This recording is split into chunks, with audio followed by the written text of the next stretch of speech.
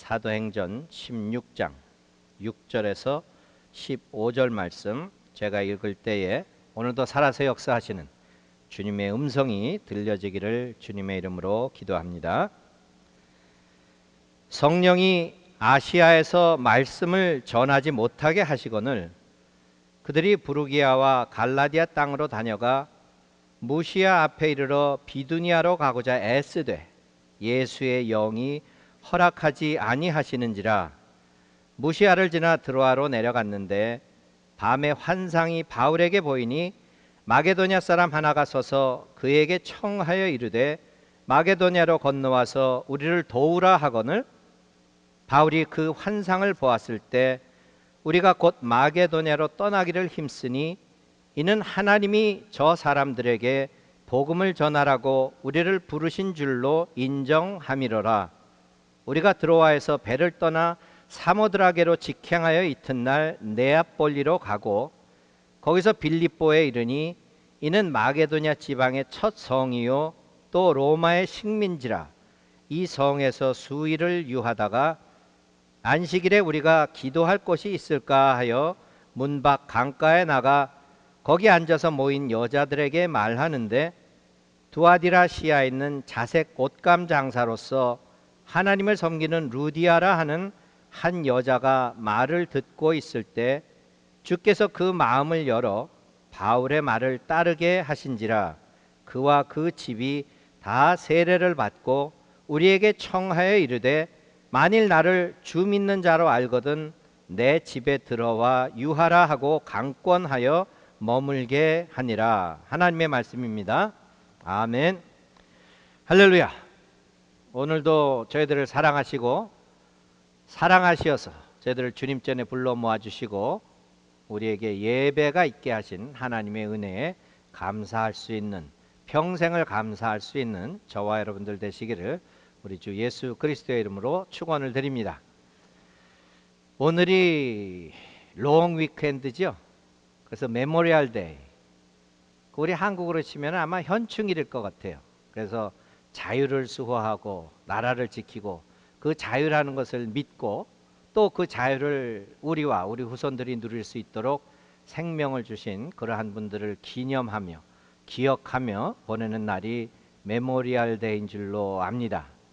그래서 우리 미국 사람들의 인사 가운데는 해피자를 많이 붙이죠. 뭐 해피 마더스 데이, 행복한 어머니 날이 되십시오, 그런 기원을 하는데 우리가 그러한 사람들의 희생을 기억하면서 해피 메모리얼 데이 그러기가 조금 감정적으로 문화적으로 적합한지는 모르겠지만 우리가 이번 긴 주말 우리 특별히 무엇보다도 그분들이 그 자유를 지키기 위하여 생명을 주었다는 것 기억하면서 무엇보다도 우리의 영원한 삶을 위하여 십자가에서 생명을 내어주신 우리 주 예수 그리스도의 사랑을 기억하며 그 사랑에 감사하며 지내는 그러한 메모리얼 데이가 될 수 있기를 주님의 이름으로 다시 한번 축원을 드립니다.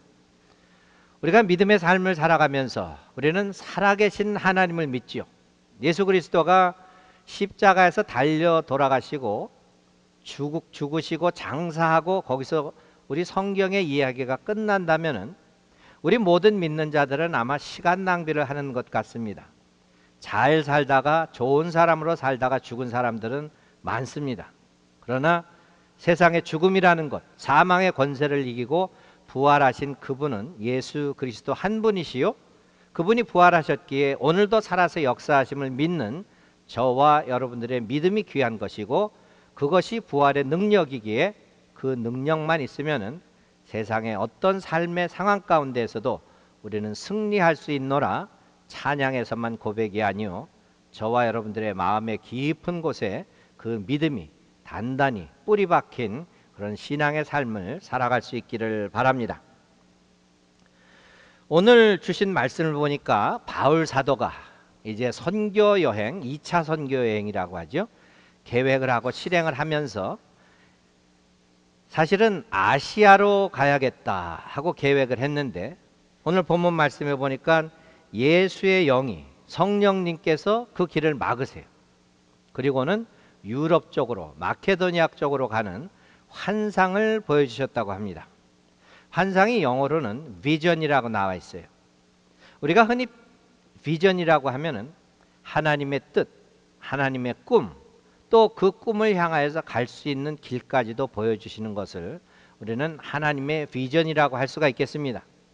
그러나 어쨌든 이가 사람들이 번역한 것이라 환상이라고 할 때는 조금 그 의미가 불분명한 것 같아서 그냥 하나님의 비전이라고 말씀을 나누기로 하겠습니다.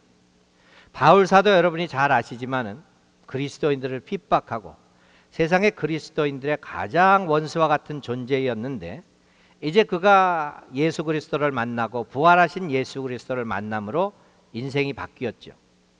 그래서 사실 오늘 본문 말씀에 보니까 오늘 9절 말씀에 밤에 환상이 바울에게 보이니 마게도냐 사람 하나가 서서 그에게 청하여 이르되 마게도냐로 건너와서 우리를 도우라 하거늘.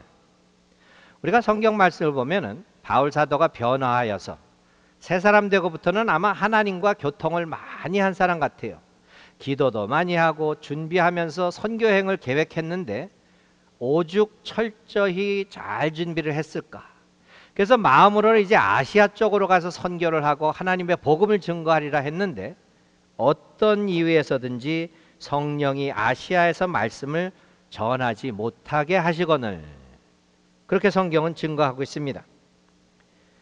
우리가 하나님께서 영어 표현으로는 God works in mysterious way, 우리가 상상할 수 없는 신비하고도 오묘한 방법으로 살아서 오늘도 우리의 삶 가운데 역사하신다는 것이. 분명히 우리는 살아서 역사하시는 하나님을 믿는데 그 하나님이 역사하시는 방법과 역사하시는 그러한 나타나는 모든 것이 내가 생각하는 그 안에 사람으로서 생각하는 그 정도가 아니고 우리가 설명할 수 없는 세상의 지식으로 이해할 수가 없는 미스테리와 같은 그러한 기묘하고 오묘한 방법으로 역사하신다는 것이. 우리가 인생에 여러 가지 계획을 세우지요. 선택을 합니다. 오직 우리가 믿는 사람으로서 기도하고 준비하고 또 주님께 묻고 준비를 하지만 어떤 때는 우리가 가려고 하는 그 문이 막힐 때가 있어요. 닫힐 때가 있어요. 그러나 하나님께서는 한쪽 문이 닫히면 다른 문을 꼭 여시는 하나님이라고 우리는 믿고 그러한 믿음의 삶을 삽니다. 어떤 때는 뭐 앞길 뒷길이 아니고 첩첩산중과 같이 사방이 다 막힐 때가 있어요. 그러할 때에도 어떤 길은 열려 있죠? 하늘 가는 길은 열려 있다는 것이. 우리 예수 그리스도께서 나는 길이요 진리요 생명이니 나로 말미암지 않고는 아버지께로 올 자가 없나이다. 그 아버지가 하늘에 계신 아버지시기에 하늘 가는 밝은 길이 내 앞에 있으니 세상의 괴로움과 고통과 고난과 모든 것으로 사방이 막힌 것 같은 삶을 살더라도 신비하고 오묘하게 살아서 역사하시는 하나님을 믿을 때에 그 하늘로 향하는 길은 항상 열려 있다는 것이. 오늘 사도 바울에게 나타난 그 환상 가운데 비전 가운데 보여주시는 것이 분명히 바울의 생각으로는 아시아에 가서 헌신을 하고 싶은데 나쁜 동기도 아니잖아요. 이방인들에게 복음을 전하기 위하여 자신을 드리겠노라 하는 그런 계획임에도 불구하고 하나님께서 성령으로 그 길을 막으시고 도리어 마게도냐로 가서 유럽의 선교여행을 시켰다. 제가 그래서 왜 하나님께서 굳이 아시아로 가는 바울을 막으셨을까? 그때 만일 바울 사도가 유럽으로 가지 않고 아시아로 먼저 왔다면 어땠을까? 그런 생각을 해봤어요. 그 오래전에 아시아에 바울이 복음을 증거했다면 지금 우리 한국에 복음이 들어온 지가 그렇게 오래된 역사가 아닌데 바울 사도가 그 2차 전도여행 때 유럽으로 가지 않고 아시아부터 해서 한국에 복음이 심겨졌다 생각을 해보니까 지금도 세계에서 가장 큰 감리교회가 있지요. 뭐 또 대형교회가 있죠. 그렇게 복음으로 부흥된 나라인데 더 성공적인 아시아에 있는 나라들이 되지 않았을까 생각은 해보지만 어떤 면에서는 그때 아마 바울이 아시아에 파란 눈을 가지고 이상한 모습으로 선교왔다가는 살아남지 못하지 않았을까 그런 생각도 들어요. 우리가 하나님이 생각하시는 거는 우리의 생각과 우리가 계획하는 것과 너무 다르시지만은 분명히 하나님은 창조주시요 하나님께서 하시는 것을 분명히 아시면서 우리의 길을 막으시기도 하고 여시기도 하고 우리를 인도하시는 분이기에 오늘 바울도 그 환상이 보여졌을 때, 하나님의 비전이 보여졌을 때에 예스 응답하면서 순종을 했다는 것을 저희들이 기억할 수 있기를 바랍니다.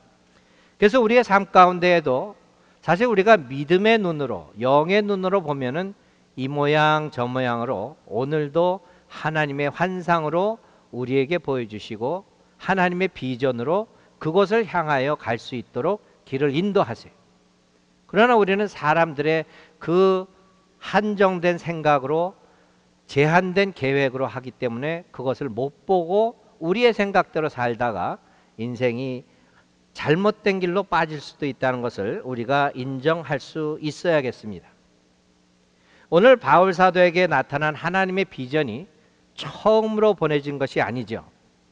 이 사도행전에 보면은 그 전에도 하나님의 비전이 나타날 때가 있어요. 언제인지를 기억하세요? 다 아시겠지만은 예배 시간이라 대답을 안 하시는 걸로 제가 알겠습니다. 사도행전 9장에 보면은 어떤 이야기가 나오죠? 사울의 회심의 이야기가 나옵니다. 바울의 전 그 이름이 사울이었죠. 예수 믿는 자를 핍박하고 잡아서 옥에 가두고 스데반이 돌 맞아 죽을 때 옆에서 어이구 잘한다 잘한다 그랬던 사람이 사울이란 말이에요. 다메섹으로 다시 예수 믿는 자들을 잡으러 갈 때에 하늘에서 음성이 들리고 사울아 사울아 어찌하여 내가 나를 핍박하느냐. 그리고 그 강렬한 빛 가운데 장님이 되죠.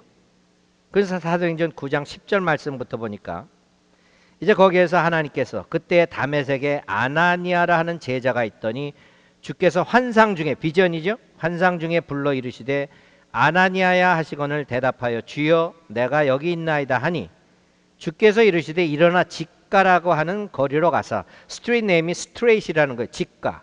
유다의 집에서 5사람 사울이라 하는 사람을 찾으라. 그가 기도하는 중이니라. 12절 그가 아나니아라 하는 사람이 들어와서 자기에게 안수하여 다시 보게 하는 것을 보았느니라 하시거늘. 이게 한어 성경에는 다시 보게 하는 것을 보았느니라 하지만은 영어로 된 원어 성경에는 He has seen in a vision. 그 아나니아가 와서 자기에게 안수하고 눈이 가려서 앞을 못 보는 그것을 고쳐주는 것을 하나님이 비전을 통해서 보여주셨다는 것이. 그러한 경험이 있기 때문에 이번에도 바울 사도서는 철저히 준비하고 아시아로 선교를 가고자 하지만 아시아가 아니고 유럽으로 마케도니아로 그렇게 선교행을 하게 할 때에 이 바울은 순종하는 마음으로 그 마게도니아로 떠나게 됩니다. 그래서 이제 드로아라는 곳에 이르러서 그 하나님의 비전을 보고 빌립보라 하는 곳에서 루디아라고 하는 여인을 만나죠. 성경에 보니까 우리 한어 성경에는 루디아에 대한 해석도 조금 다르게 나와 있어요.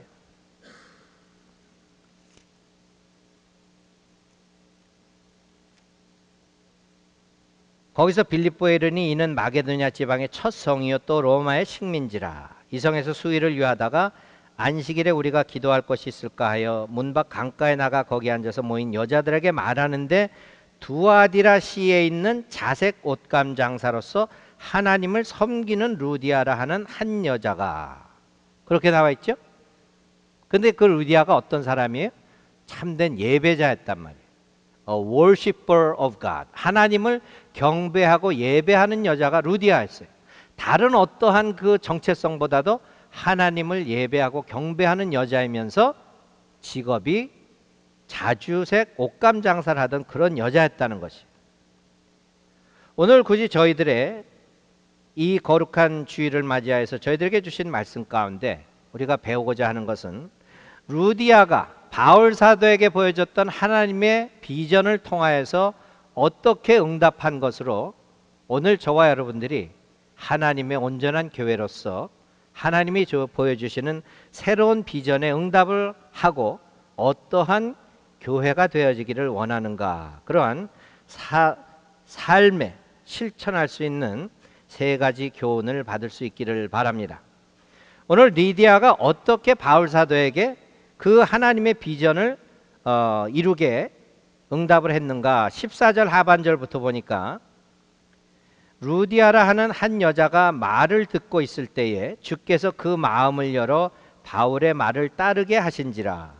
그와 그 집이 다 세례를 받고 우리에게 청하여 이르되 만일 나를 주 믿는 자로 알거든 내 집에 들어와 유하라 하고 강권하여 머물게 하니라.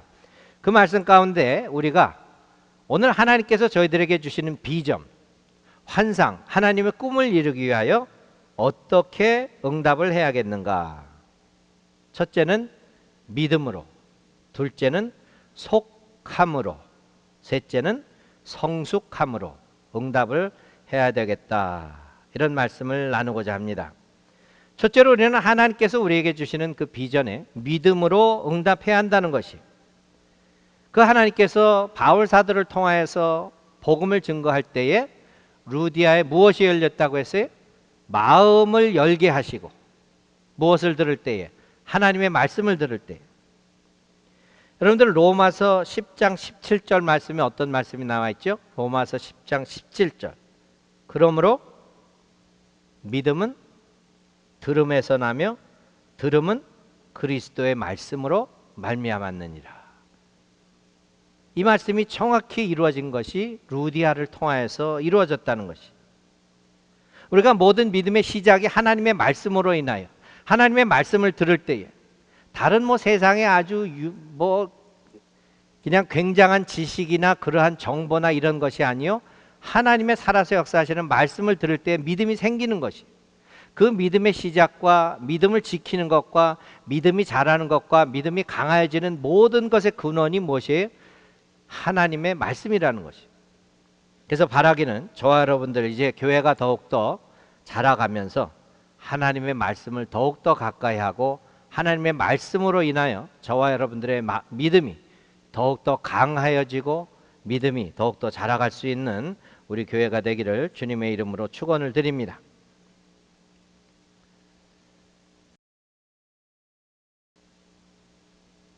우리가 그러한 믿음의 삶을 산다는 것, 삶을 살면서, 믿음의 삶을 살면서도 어려움 당할 때가 있고 고난과 고통 당할 때가 있어요.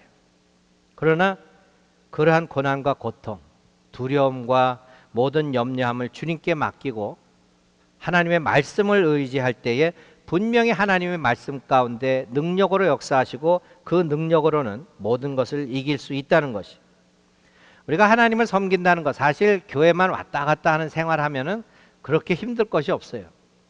그러나 예수의 이름으로 세상을 섬기고 하나님의 사람들을 섬길 때에 그것이 쉽지 않습니다. 사람들마다 별의별 사람들이 다 있잖아요. 두세 사람이 있는 곳에 내가 너희와 함께 하리라.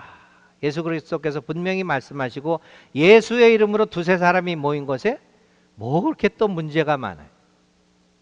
그렇죠? 모두가 교회가 예수님을 믿는다고 모이지만은 그렇게 힘들게 모이고 서로 섬긴다는 것이 참 쉽지 않아요. 더군다나 우리가 선교하고 전도하고 친교하고 예배드리고 이런 모든 것이 다 쉽지 않습니다. 그러나 우리가 이러한 것, 모든 것을 기쁨으로 이루어낼 수 있는 그러한 교회가 되기를 바랍니다. 우리가 말로만 그저 오고 가는 인사하고 지나가는 교회가 아니고, 정말 하나님께서 나 같은 사람을 용서하시고 나 같은 사람을 구원하셨다는 그 온전한 믿음이 있을 때에 그 믿음의 실천으로 해서 우리가 십자가 짐 같은 고생이나 그러한 것이 믿음의 삶이지만은 그러한 삶 가운데 기쁨과 행복이 있는 그러한 믿음의 실천이 있는 교회가 되기를 우리의 새로운 비전으로 받을 수 있기를 바랍니다. 그래서 우리가 예배하는 곳에서 찬양을 드릴 때에, 함께 기도할 때에, 친교할 때에, 속회할 때에 무엇을 하더라도 우리의 그 삶 가운데 기쁨과 행복이 넘치는 그러한 진정한 그러한 교회가 될 수 있기를 다시 한번 주님의 이름으로 축원을 드립니다. 그래서 여러분들 어제 새벽 예배에도, 지난주 새벽 예배에도 잠깐 말씀드렸지만 그 김영석 교수라는 분, 그 어려운 병으로 거의 움직이질 못하고 불치의 병 걸리셨던 아내를 20여 년간 섬기면서도 그 이후에 그 고생 참 힘들었음에도 사랑이 있는 고생에 기쁨이었네. 사랑이 있는 고생이 기쁨이었네. 그런 고백을 할 수 있었다는 것이. 저와 여러분들이 함께 교회를 섬기면서 뭐 좋은 일들만 있겠습니까? 앞으로도 어려운 일들이 있을지라도 험난한 신앙의 여정일지라도 함께 할 수 있었기에, 그 함께하는 믿음의 여정 가운데 예수 그리스도의 사랑이 있었기에 우리의 섬김과 헌신은 기쁨이었네, 행복이었네 하는 고백을 다 할 수 있는 그런 교회가 세워지기를 우리 주님의 이름으로 축원을 드립니다. 둘째로, 우리가 하나님의 비전을 온전히 응답하는 것은 진정한 속함, belonging. 우리가 누구에게 속했다는 것은 사실 자기의 삶과 다른 사람의 삶에 크게 구별을 두지 않는 그러한 것이, 기쁜 일이나 슬픈 일이나 같은 마음으로 그 시간을 나눌 수 있다는 것, 정말로 참된 가족과 같은 그러한 마음이 아니고는 될 수가 없다는 것이. 교회의 모습 가운데 우리가 흔히 교회를 영적인 집이라고 합니다. 스피리추얼 홈이 우리에게 교회예요. 그 교회가 어지럽고 막 싸움 나고 그러면 우리 가정의 삶도 참 어려워요. 그렇죠? 개인의 신앙적으로 양육받고 영양분을 받을 만한 곳이 막 흔들릴 때는 개인의 삶도 어렵다는 것이.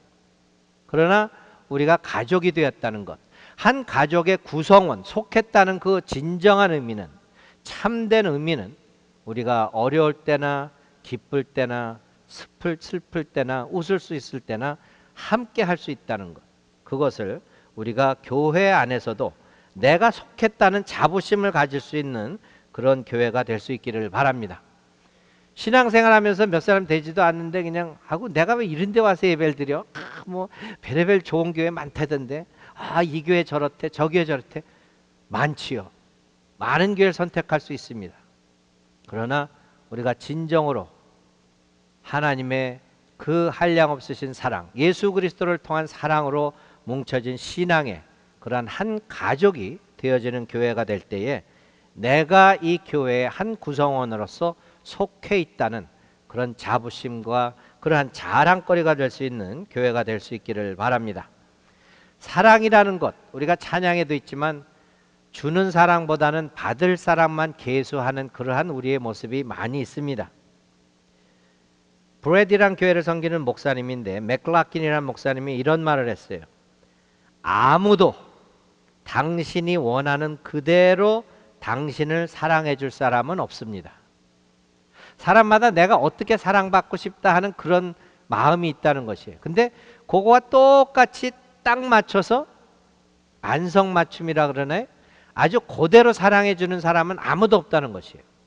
인간의 사랑은 한계가 있고 주는 사랑보다는 받을 사랑을 계수하고 있고, 거기에다 조금 넉넉하다면 그래도 그냥 주는 게 있으면 받는 게 있어야지, 그러한 마음으로 사랑을 주고받기 때문에 내가 원하는 만큼 다 그대로 사랑을 해주는 사람이 없다, 그런 말인데, 결국 우리가 예수 그리스도의 사랑을 할 때에 무조건적인 희생적인 사랑, 그 사랑 외에는 우리가 원하는 그러한 사랑을 만족시킬 수 있는 사랑이 없다는 것을 다시 한번 깨달을 수 있기를 바랍니다. 그래서 진정으로 그 사랑으로 인하여서 우리 교회가 하나가 되었을 때에 정말 영적으로 내가 이 집, 내 가정, 그러한 마음으로 믿음의 형제 자매라는 것이 정말로 육신적인 피보다 더 진한 예수 그리스도의 보혈로 말미암아 엮어진 그러한 속함이 있는 그런 교회가 될 수 있기를 우리 주 예수 그리스도의 이름으로 다시 한번 축원을 드립니다. 세 번째로는 이 루디아의 삶을 보니까 그 당시에 자주색 옷감 장사를 했다는 것으로 볼 때 경제적으로 그렇게 막 쪼달리고 가난하고 그런 삶은 아니었을 것 같아요. 그러면서도 하나님께 예배를 드리며 살아가는 예배 드리는 자로 그 여인이 나타났다는 것은 분명히 하나님을 알고 하나님을 경외하고 믿음에 온전하게 선 그러한 여인이었다.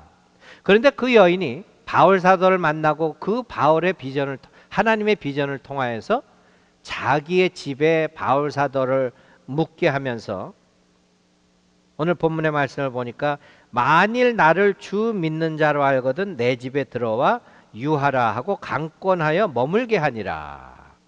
남을 대접할 줄 아는 그러한 여인이었다는 것이. 자기의 집과 자기의 식구들이 세례를 받았다고 하는 것, 그것으로 해서 자기의 가정이 빌립보에서 교회가 되었다 하는 그러한 성경학자들의 해석인데, 그러한 만큼 자기 혼자 믿음으로써 나만 구원받았다고 하는 그러한 믿음의 아주 초보적인 단계가 아니고, 남을 대접할 줄 알고 자기의 집까지도 내어주면서 그것을 하나님의 교회로 쓸 수 있게 하는, 그것은 믿음의 성숙함이었다는 것이. 믿음은 자라야 하는 것입니다. 물론 우리가 겨자씨만한 믿음이 있더라도 산을 들어서 바다에 옮길 수 있는 그러한 것이 믿음일진데, 우리의 믿음이 나는 이제 용서받고 구원받았어, 아멘 할렐루야, 나는 천국 가, 자기 혼자만을 위해서 믿음을 주는 것은 아니라는 것이.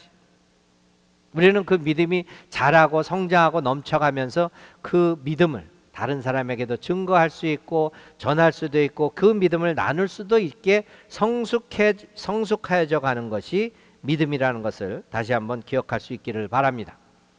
우리가 물론 교회를 세우고 숫자적으로 그냥 전을 채워주시고 막 숫자가 늘어나면 좋겠죠. 그것이 어떤 면에서는 믿음의 성장의 하나로 나타나는, 눈에 보여지는 것일 수도 있습니다.